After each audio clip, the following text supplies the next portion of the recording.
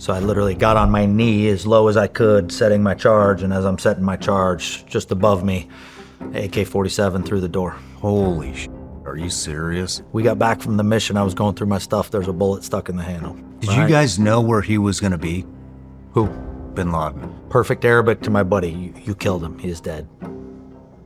Talking about her husband. Is it true that somebody yelled to Khalid in Arabic? It's the sexiest move I ever saw in the SEAL teams. Whispered Khalid's name. We got to the door of the little southern building. Door was locked. I know we'd made a little noise crashing our helicopters, but we're professionals here, right? We didn't want to make too much noise if we didn't have to. So my buddy that was there with me carried a sledgehammer, right? He starts banging on this metal door, trying to get it open up, and it's not going to open. So, okay, we're not going to spend 5 minutes banging on this thing, and we got to get in. So I was going to use my explosives. I commented, one of the first times I ever got shot at was through a door, right? And I've had that happen multiple times now. We just crashed into their compound. We just beat on their front door with a sledgehammer. The last thing I'm going to do is stand in front of their door, setting my charge there. So I literally got on my knee as low as I could, setting my charge, and as I'm setting my charge, just above me, AK-47 through the door. Holy shit, are you serious? Wow. I picked up a little bit of frag in my shoulder, nothing crazy, but I carry a set of bolt cutters on a pouch on my back, right? Each handle can kind of come up. I can pull it out, cut my little bolt cutter setup. We got back from the mission. I was going through my stuff. There's a bullet stuck in the handle. Are you serious? So we got lucky with the crash. We got lucky with 30 seconds later at the door. Myself and my partner returned fire through the door blindly, and everything goes quiet. Wow. All right. I got to go back up. I got to get my charge on the door. I got to clap this thing off. We got to get in here, right? We got to, time's ticking. My buddy spoke Arabic, right? So he starts calling into the house in Arabic. And I swear to God, not 5 seconds go by and you hear the metal latch on the door inside and they're getting ready to come out. Like, why didn't we try this when we got here? This would have been way simpler, right? Just come on out, guys. Door opens up. It's a female holding a baby, 2 kids behind her, her husband laying dead just inside the door. Perfect Arabic to my buddy, you killed him, he is dead. Talking about her husband. Wow. Pulled her out, right? Women and kids away, cleared the guns, cleared all the area, left them there, left the dead guy there, and then we rolled into the main house. While all that was going on. Did you guys know where he was going to be? Who? Bin Laden. The assessment was assessed that he most likely lived on the 3rd floor of the compound. Assessed, right? Assessed was Khalid, his son, lived on the 2nd floor, and another facilitator on the 1st, and another facilitator in this outbuilding. That was the laydown of what they assessed. Right, the guys from Chalk 2 had landed outside the wall. They came and got let in the compound. Now everybody's hitting the bottom of the main house, right? Are you guys hitting the main house simultaneously, or did you? One door on the house. The way the house was rigged, it had multiple doors to go in, but it had been configured on the inside to secure the stairwell going up, right? And we got in one side of the house, and there's a reinforced metal door at the bottom of the stairs. Shawn may be hiding somebody upstairs if you have a reinforced metal door at the bottom of your staircase, right? Maybe a sign that you're hiding somebody upstairs, right? So all of these things you're thinking through, you're like, okay, shots fired at the first building. They want to get jiggy, right? We've got reinforced metal doors at the bottom of their stairs. That's odd, right? A couple charges and that went away. No power, pitch black, good night vision. It's not like you see in the movies with, Team America here to kick your ass and clear left, clear right, right? We're very calmly and quietly clearing the space. Got up to the 2nd floor. There'd been an adult male and his wife engaged on the 1st floor. In the stairs up to the 2nd floor. What I remember, right? SEAL in front of me. It just shot Khalid up the stairs. Right, Khalid was Bin Laden's son. We'd been told we think Khalid lives on the 2nd floor.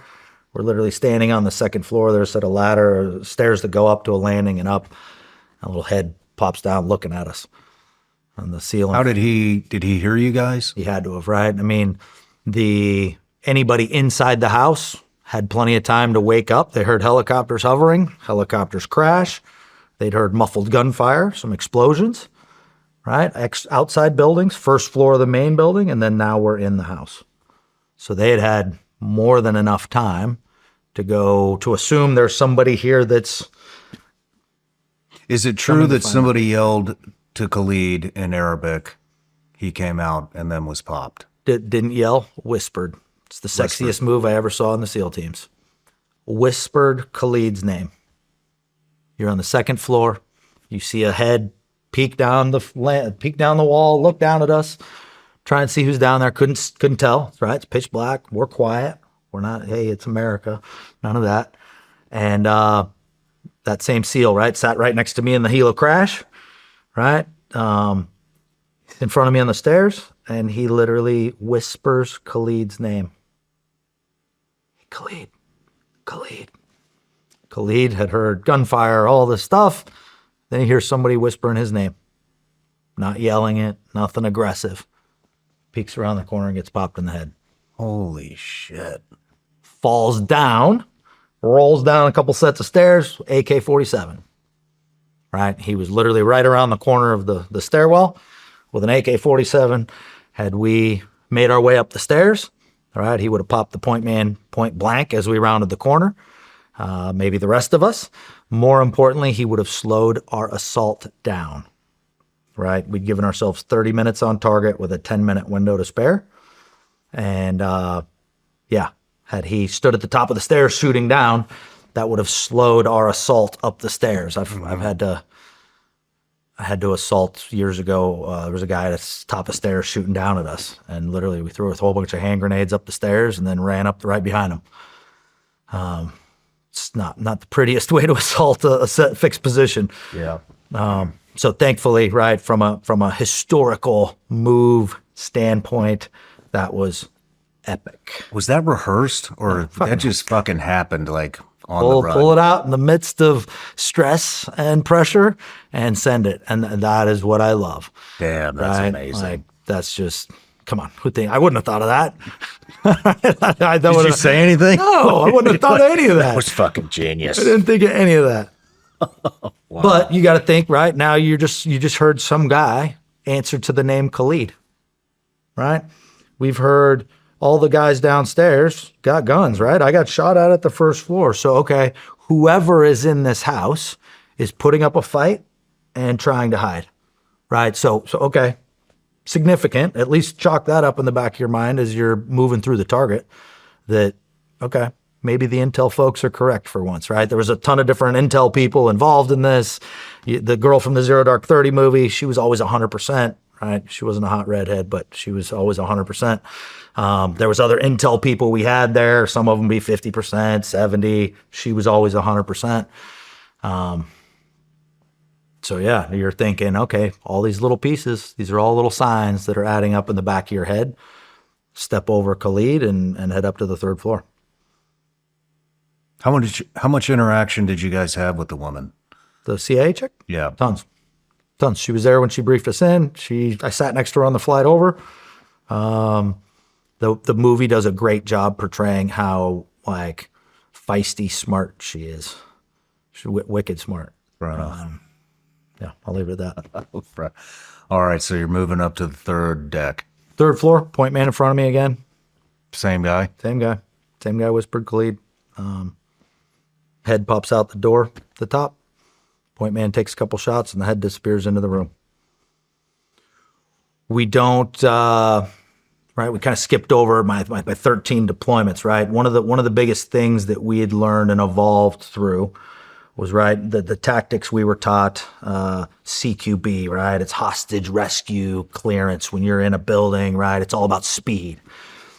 Well, over time, we were using these old school hostage rescue tactics to assault buildings where there was no hostages in, right? So why do we need to throw a flash crash in the room and then immediately run in here and do our clear left, clear right, old school CQB stuff when there's no hostage in here?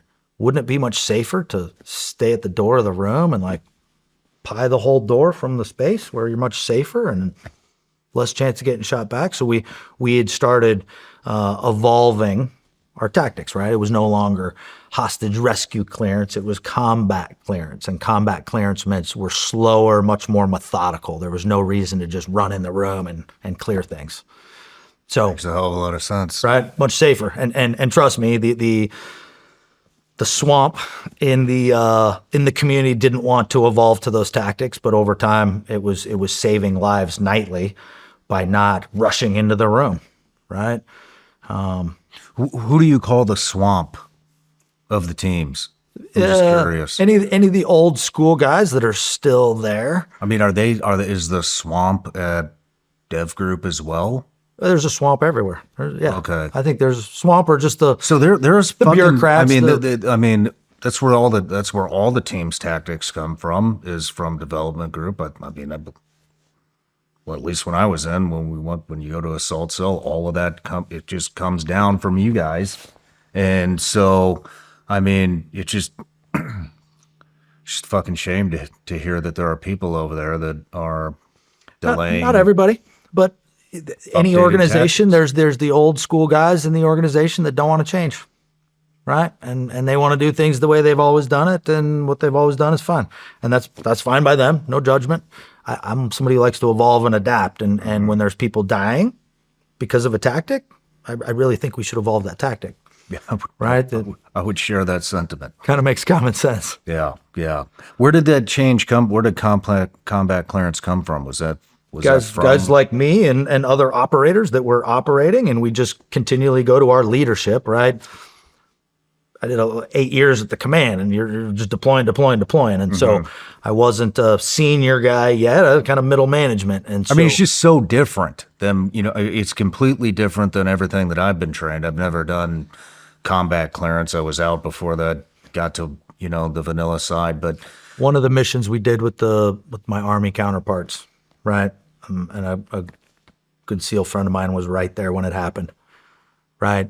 They blew the door.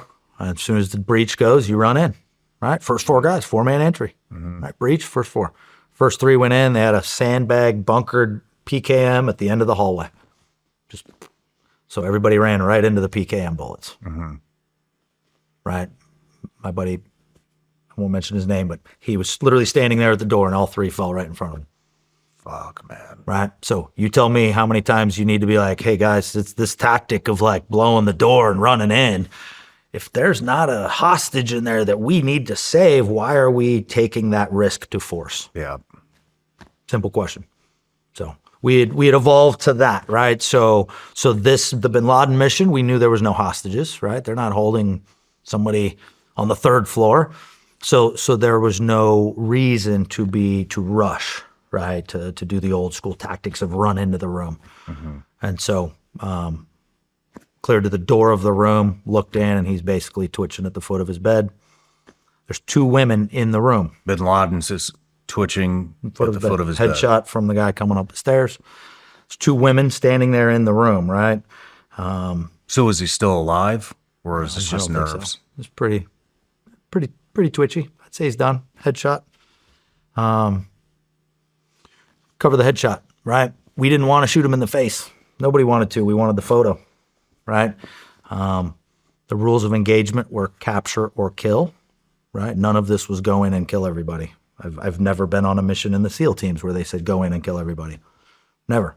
Right? It's always capture or kill, and we had 30 different lawyers show up and brief us on this. Why was he engaged while we were coming up the stairs? Because the only thing he exposed was a head. Stuck his head out the door to look at the guy coming up the stairs and was engaged. Within the rules of engagement for that point man. Why? Because he could have produced a gun around the corner, right? Khalid down the stairs had a gun in hand. Guy in the first room I cleared had a gun in hand. So 3rd floor had more time to set up a defense than anybody on the 2nd and the 1st, and everybody else had got a gun on the 1st and 2nd. So for the point man to think, okay, Bin Laden's armed, well within the rules of engagement. We'd been briefed. Part of the the intel packages was, hey, they have the house rigged to blow, or they're all wearing S-vests, and when you get in there, they'll martyr themselves and kill you guys too.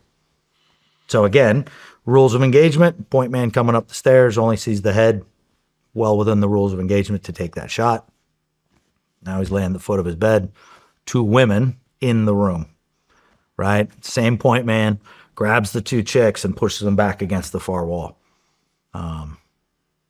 Right, had they had a vest on or something, he would have taken the brunt.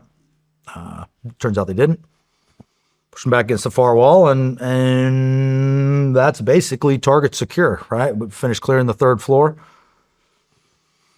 and it's okay. Question the women and kids, right? Trying to get a name for the guy. The women gave us an alias. Did you shoot bin Laden? On the ground, yes. You did? Yep.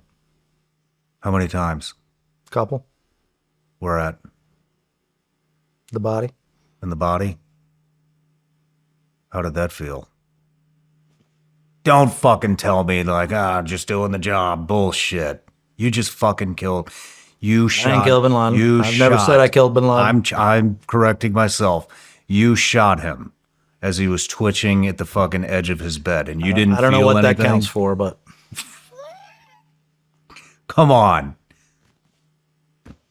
You didn't feel anything. No sense of accomplishment, retribution. This guy fucking brought down the Twin We had a long Towers. way to get home still, right? I think everybody was still very focused on, okay, right? We've got 1 helo down, right? Let's think big picture here, where we are in this situation. Yeah, we got Knucklehead down, but... Did you know it was him? Man, looking at him, it looked like him, right? The women gave us an alias. The kids confirmed it. We went back to the women. The women then confirmed it. We all carried photos of him, right? And all the photos we carried, his beard was gray and had gray hair. I searched his bathroom on the shelf just above his sink just for men hair dye. Get the fuck out of here. Are you serious? Been dyeing his beard. That's why his beard's pitch black in all the photos. Oh, shit. So, yeah, right. We got a helo down. We got a lot of stuff going on. We're very far from home, right? You got an 1.5-hour helo ride into a country that's got surface-to-air missiles, and they're way different than what's going on in Afghanistan. And so, okay, we got the clock's ticking, 30 minutes on target. So I started taking the photos. A buddy of mine was there. We literally, he had a Camelback. He took the hose of his Camelback, dripped water on his face. We took the sheets off his bed, washed all the blood off his face. I was the supply guy, so I bought everybody in the squadron digital cameras, right? Because we knew, right, if we had the body going out in our helicopter and then we got shot down on the way out, how do you have proof on your helicopter, right? So did multiple digital cameras, taking photos, DNA samples, different helos, and then they were like, all right, you guys bag him up. So we had the body, drug him down the stairs by his feet. Nice. Right? I can shut my eyes and I can remember the sound of his hollow skull bouncing down the stairs as we drug him down. Drug him over his son's dead body, down to the first floor, and shoved him in a body bag. Nice. At that point, right, officers getting on the horn saying, hey, confirmed, we've got him. They're our EOD guys. We had one EOD guy on the mission. He starts running around. Somebody gets on the radio, says, hey, prep it to blow. So our EOD guy starts running around the house, setting thermobaric charges in all these rooms. Like, what are you doing? He's like, well, they said prep it to blow. I'm like, the house? I'm pretty sure they're talking about the helicopter. He's like, what helicopter? I'm like, dude, you need to go look in the courtyard. We had crashed so quickly, there was no radio call between Chalk 1 and Chalk 2 that we'd gone in. The whole target gets complete. And then some of the people in Chalk 2 found out that we had crashed in the assault. They did not know. Are you Everything was happening so quickly that hadn't been communicated. So our EOD guy grabs his thermobaric charges, right, runs out to the helo, starts rigging that to blow. We're moving all the women and kids around the compound to safety. We're doing the 30-minute or 30-second shopping spree at Walmart, whatever, running around, grabbing anything we could, thumb drives, computers, anything you can find.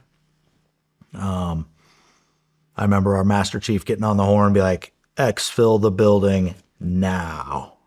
Like, no more, hey, 2 minutes, like, everybody out now. Wrapped everything up. I remember running out of the building. I'm carrying a whole bunch of stuff, and I look over, and it's the most uncomfortable, weird thing you've ever seen. These helicopter pilots that are never on the ground, and they've got these big, like, aviator helmets, these big black, dark helmets. And there's like 2 pilots and 2 crew chief, and somebody had handed them suitcases of like intel. So they're a big helmet. They're looking around, no guns. They've got suitcases. I'm like, come on, guys, let's go. Pulled them out. We were down a helicopter, right? So leadership called one remaining. We had 2 backup CH-47s with backup SEALs and backup fuel. One of the CH-47s flew into the compound, right? Landed, picked up the other guys since we had the body. They sent my team out on the one remaining Black Hawk. So we, helo lands. We go booking out through this field, carrying the body bag. Get to the helo, throw the body in, we jump in, and I may be a little sensitive because I've already been in one helicopter crash that night, and the whole cockpit is flashing red. Oh, shit. Whole thing's flashing red. I'm like, I don't know what that means, but I don't think that's healthy, right? It's our gas gauges. So we'd given ourselves 30 minutes on target with 10 minutes to spare. When I lifted off, we were at 38 minutes. So we were running on fumes. Our helicopter still had to fly 8-10 minutes to our other refueling helicopter. We landed. We got gas, right? Everybody thinks it was the 24 SEALs that pulled this off. There's some Army refueler out there who joined the Army to refuel helicopters, right? Not be Delta Force or anything crazy, to refuel helicopters, probably for college GI Bill. And that night, that Army kid refueled us up, right? None of us would be back if it weren't for the Army kid who refueled us. We got gas for 20 minutes, right? Now we've blown up our helicopter, so now all the radars are coming up, right? Everybody's looking in Pakistan for what's going on. And you still have a hour and a half helo ride to the border. Wow, man. So sat on his body the whole way, cleared into Afghanistan, landed, turned over the body to McRaven and the crew, and then we all flew up to Bagram, turned over the body. We were all still in our uniform when President Obama came in and gave his whole spiel on the TV. Like, we're literally watching Obama, the body's laying right there. I can tell you our debrief, right? When we came back, we landed in Bagram. We went into a room, and the whole team that had just participated in that mission did a debrief. Just like we do after BUDS, just like we do in BUDS after every training mission, after every real operation, you do an AAR, after action review. We did that with the whole group there, and it was audio recorded. It was audio recorded. My commanding officer, on his personal cell phone, recorded the whole debrief. Other versions, whatever, all I know is what I know, what I saw, and what I remember on the audio recording. So that's all I'll say about that. Happy to answer any other questions you might come up with. Let's keep going with the debrief. There's a lot that's about to come out that's important in the debrief on items that were kept. I mean, this is all rolling into what you really want to talk about, so I'd just be as descriptive as you can. Yeah, I mean, we did our debrief, and that was it, right? Did our debrief, flew home. On the way home, they're like, guys, really good job tonight. You get 2 days off. Like, what? We showed up we landed back at the beach, right? Nobody ever meets you when you come home from deployment, but half the command was standing there with pizza and beer. And of course, the Navy bus. Get on the Navy bus, back to the base. Why was bin Laden's body thrown into the ocean? I don't know who made that decision. It was somebody way above my pay grade. I agree with it. I like it. You agree with it? Yeah. Why? We turned over the body to some Army counterparts, some Army Rangers, and they're the ones who flew it all the way out to the carrier and dumped it. I like it because it's there's no shrine, no memorial. He's just simply gone. There's even Al-Qaeda has not said, hey, he's still alive and we've got him. Like, prove you've got him. He's gone. Done. Erased. Deleted. Never to be seen again. Right on. I kind of like that, right? If there was some memorial or, shrine to where they buried him, maybe that would be a little different. I don't know. Makes sense. But it also created a lot of conspiracy theories, but, you know. Government's got the photos. They can release them. They can do whatever they want. Was if that they wanted that to. photo? There was a photo that was circulating There's around. That was no. bullshit. You didn't take that photo? No. All right. Any of the stuff online is not accurate. It's all. So we were talking about, you know, the helo ride back where you got to think about putting a bullet in bin Laden. Now, I think everybody processed it when we landed in Bagram, right? We landed in Bagram, we did our debrief, and then we left the hangar, right? Downloaded all our gear, like we were flying back a couple hours later. So literally debrief, download. Okay, all that was done, and we had a couple hours. And we went to some of the old area that we could hang out at Bagram, and hung out there, and there were some TVs that guys were turning on, and that's where the story was breaking in the States, right? Like bin Laden or Obama had given his spiel, right? There's the stuff, university's going crazy. There was some like ticker tape at like a baseball game or something. All these things were breaking. And I would say that was the first time everybody sat in the room and was like,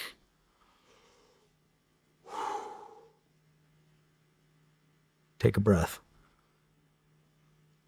I hadn't had a chance to do that until then, right? We still getting back. We still had something to do. We just got done. Like now it's out.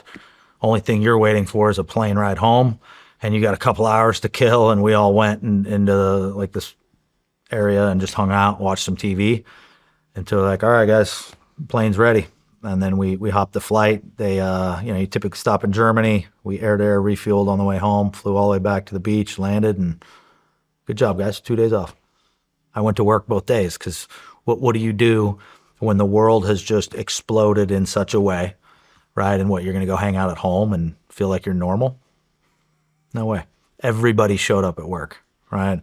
I see one of my good friends. I went to Green Team with him. We spent 8 years. I saw him more than I saw my family, right? I see him 2 days after the mission in our cage area at the command. I'm like, hey, Pat, are you? He looks at me. He's like, hey, man, can I ask you a question? Yeah, what do you got, dude? He looks around, makes sure nobody else is there, and he's like, hey, are you sleeping? I'm like, fuck no, I'm not sleeping. I haven't slept in days. He's like, okay. All right, good. I feel normal. That was the single most emotional conversation I ever had with any teammate in 14 years. No shit. That was it. Are you sleeping? Nobody talked about it. Nobody talked about mental health or how you were doing. There was none of that. It was, so that was 2 days after the mission. One of my best friends like, hey man, are you sleeping? Cause I'm not. I'm like, fuck no, I'm not sleeping. He's like, okay, good. I feel normal too. Fuck, man. It was a lot. It was crazy, right? And the media just hypes it up and makes it want to be crazier. And it was us just doing it. Yes, it was a very historical, significant event. I get it. I'm more proud of the Captain Phillips stuff, and I wasn't even one of the shooters, right? We saved somebody, not just killed a whole bunch of knuckleheads. I get that bin Laden's a significant figure. I'm not knocking it. But it was, it was a lot. It's a lot. All the stuff SEALs training gives you, right? We can go sniper, shoot, homemade bombs, all the stuff we've been trained to do. Not 1 second. And hey, what do you do if your friend gets shot in the face? What do you do if you do a bin Laden mission and it's fucking you up at home and you can't sleep? Nothing. So, yeah, it's tough. Damn, man. Right, if you're always going to revert to your training, yeah, in a bad situation, there was no training to revert to. It was just, man, the right from my first deployment to that, lots of missions in between. And right, how are you evolving, adapting? What was changing in between that? I saw it all change, man. I saw from the beginning to the end. Yeah, it was tough. Not any of that. Not any section, not any second in there was any leadership ever worrying about the individual operator. Brand new, everybody was excited to be there. right? Okay, 8th deployment, 9th deployment, 10th deployment. Nobody was ever checking in. Like, hey, Shawn, are you okay? Yeah, another 12 divorces in the squadron last year.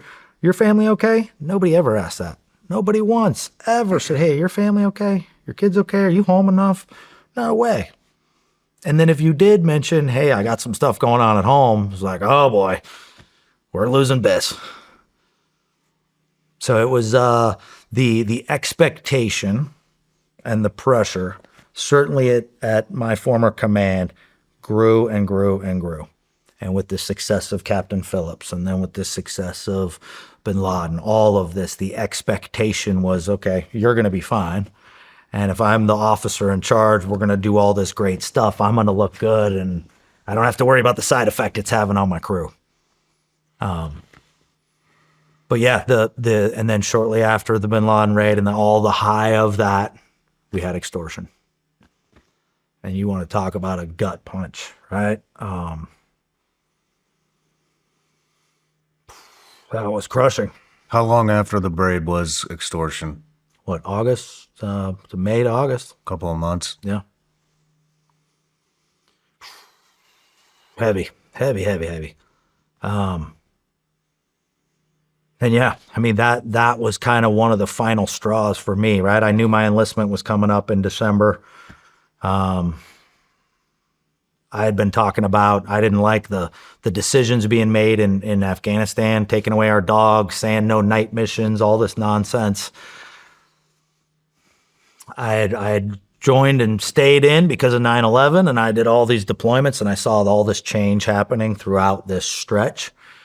And as the longer I stayed in, the more I saw our leadership, right, was promoted based off writing their own awards and the number of missions they ran, not how they took care of their guys or evolved what we were doing, right? Name a general or an admiral in Afghanistan who said the way we were doing it was wrong and survived. There aren't any. There's not one. There's no leadership in our military who said, hey, the approach we have in Afghanistan is wrong. We should be doing this.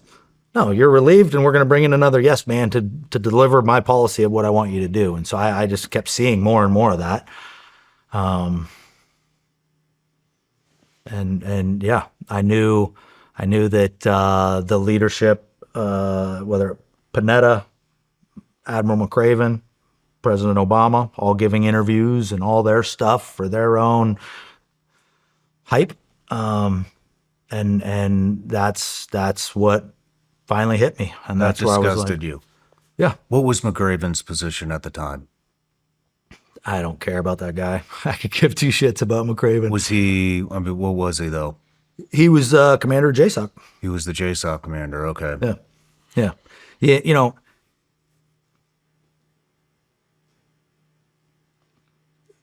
I'll just put it this way. McRaven was at the command years ago, right? Before he was the commanding officer. He was not well liked at all. Everybody always saw him as a horrible boss, at least from my level, my perspective only. He gave it when he left the squadron. He like had this big plaque made that hung in the team room for years. Years later, he becomes the position he was in. Nobody liked him. Nobody liked the position he was in. He was very involved in trying to take away the dogs and the night missions and all the stuff that helped keep us safe on these very dangerous missions. So I may or may not have been there when his plaque was removed from the team room wall. We cut it in half. We shipped it overseas to a forward operating base in Afghanistan that we were working out of, and we burnt it in the fire pit.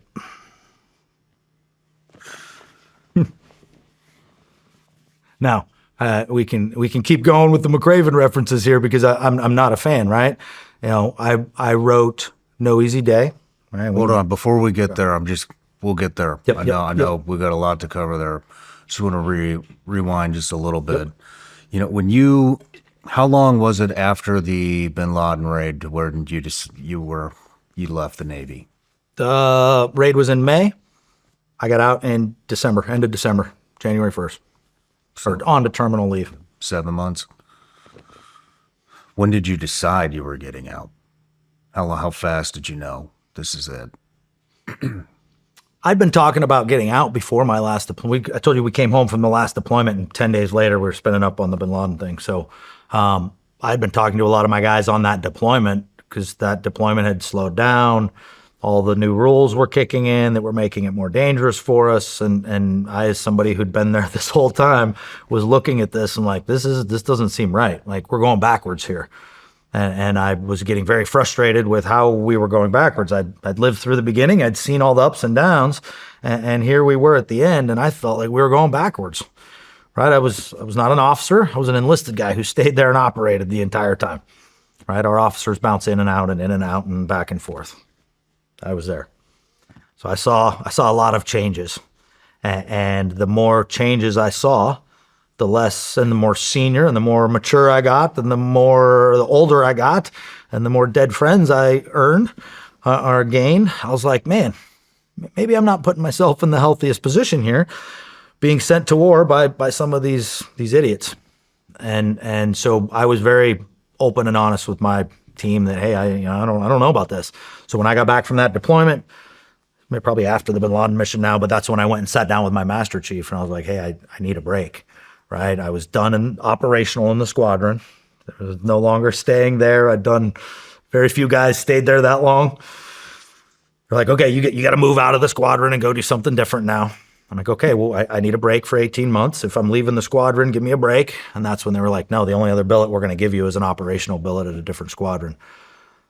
I was like, okay, well, if those are my options, if you're my master chief telling me my only option is this, okay, thank you for that clarity. I already knew what was going on at the senior ranks and in the military and what was going on in Afghanistan, and I saw them making it more dangerous for us doing our jobs. I was like, why am I going to continue to volunteer for these knuckleheads? Well, I mean, what did the other guys think? Were they on the same page as you? Depends on where your enlistment is. You know the deal, right? Are you at 16 years? Are you at 20? How close are you to that retirement? Right? I never joined for retirement, right? I joined because I wanted to serve. And then I stayed. And then I just stayed and stayed and stayed because there was a war going on and very few of us were doing it. So I stayed. I didn't stay for the paycheck. There's not much paycheck there. Retirement, right? I could do 20 years and retire at the same amount the trombone player in the Navy band does 20 years and retires, right? So it's not about the money. Like I said, I got out with a plaque with my name misspelled. That's all I got. So it's never been about, I don't know what it's been about, but it hasn't been about, it was time for me. The other guys that I worked with, maybe they're sitting at 16 years. I was at 14. Maybe they have 2 years left on their enlistment that gets them to 18. And then, they were trying to get us all with the big enlistment bonuses at 19 years. If you stayed at 25, we'll give you some big money, tax free. So they were definitely courting a lot of the guys at that level. And the hook is, if you do pass 10, well, why not stay till 20 and get your retirement? Mm-hmm. Right? I was at 14. Why not stay 6 more? Well, what are the odds I make it 6?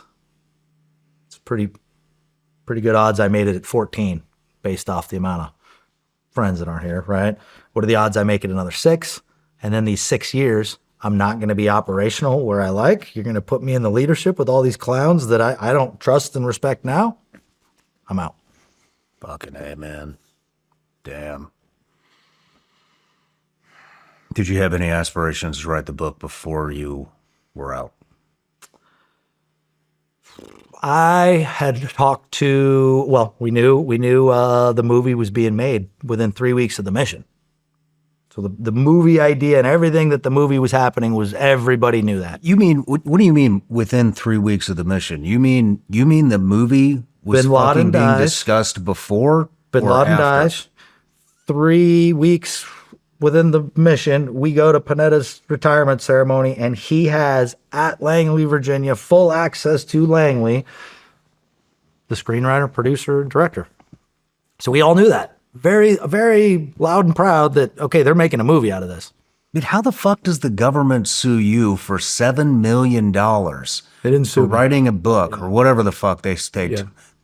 whatever you call it, prosecuted you? Yeah. They fucking took your money. They took $7 million that you earned from the book, but the director of CIA has given full access to CIA headquarters at Langley, Virginia to make a fucking movie. They gave the female CIA woman, they gave her permission to talk to the producers to give them the movie. That's the reason the movie's so accurate. So we all knew, plain as day, right? We knew this was happening. We knew this was coming. And honestly, it wasn't much of a surprise. Right. Did your team know you were going to write the book? Not everybody, but I talked to a crew that I respected and said, hey, here's what I'm doing. What was their take?